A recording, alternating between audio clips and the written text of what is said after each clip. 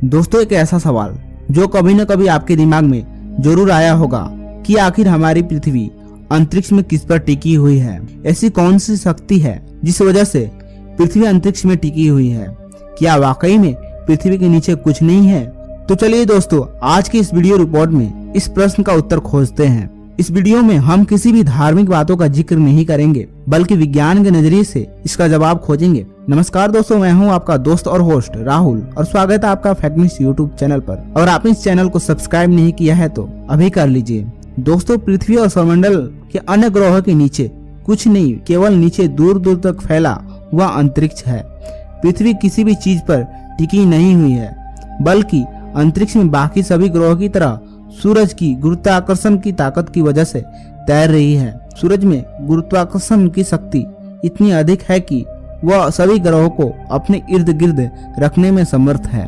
लेकिन दोस्तों, पृथ्वी सूर्य के गुरुत्वाकर्षण की वजह से अंतरिक्ष में रुकी हुई है, तो मान लो कि अगर सूर्य नहीं होता तो क्या पृथ्वी नीचे गिर जाती? इस सवाल का जवाब आपका नहीं में होगा। जी नहीं, क्योंकि दोस्तों हमारी पृथ्वी का आधार केवल सूर्य ही नहीं, बल्कि साइंस के अनुसार अंतरिक्ष में कोई भी वस्तु एक जगह पर स्थिर है तो वह स्थिर ही रहेगी, और वह मोशन में है तो वो मोशन में ही रहेगी, और अगर गतिशील है तो वह गतिशील ही रहेगी जब तक उस पर कोई एक्सटर्नल फोर्स न लगे।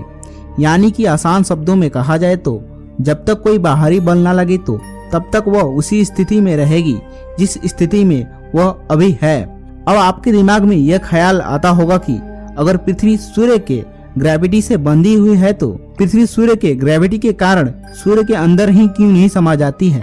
ये सवाल बड़ा इंटरेस्टिंग है। दोस्तों, पृथ्वी सूर्य के गुरुत्वाकर्षण की वजह से उसके अंदर इसलिए ही जाती है क्योंकि पृथ्वी की एक खुद की गति है। इस गति की वजह से पृथ्वी सूर्य के अंदर नहीं गिरती है। सूर्य का गुरुत्वाकर्षण और पृथ्वी की गति एक ऐसे जगह पर स्थिर है जहाँ पृथ्वी का गिरना एक चक्कर में बदल जाता है, जिसको हम विज्ञान के भाषा में ऑर्बिट कहते हैं। दोस्तों, गुरुत्वाकर्षण और ग्रहों के ऑर्बिट में घूमने की इस नियम को न्यूटन ने तोप के गोले के उदाहरण से इस बात को समझाने की कोशिश की है। मान लीजिए कि आप पृथ्वी के सतह पर खड़े होकर और एक तोप से गोले को तेजी से फेंकते हैं तो कुछ ही दूरी तय करने के बाद वो गोला पृथ्वी के गुरुत्वाकर्षण के कारण जमीन पर गिर जाएगा। ये गोला दागने के बाद उसी जगह पर इसलिए नहीं गिरता है क्योंकि उसके पास खुद की गति होती है जो उस गोले को कुछ दूर तक ले जाती है।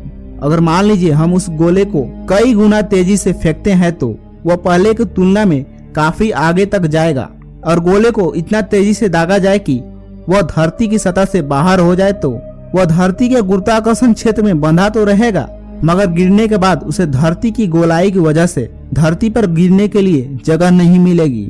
वह लगातार गिरता ही रहेगा और पृथ्वी के सतह को भी नहीं छू पाएगा और धरती का चक्कर लगाते रहेगा। इसी को ही हम ऑर्बिट कहते हैं। इसी नियम पर हमारे सैटेलाइट काम करते हैं और हमारी पृथ्वी भी इस नियम पर सूर्य का परिक्रमा करती है। धरती सूर्य की तरफ गिरती रहती है, मगर पृथ्वी की गति की वजह से उसका गिरना चक्कर में कन्वर्ट हो जाता है। तो दोस्तों, आज के वीडियो में बस इतना ही। अगर आपको ये वीडियो पसंद आई हो तो इसे लाइक और शेयर करें, और ऐसे ही इंटरेस्टिंग वीडियो देखने के लिए सब्सक्राइब करें हमारे चैनल फैक्टन्यूज को। Thanks for watching.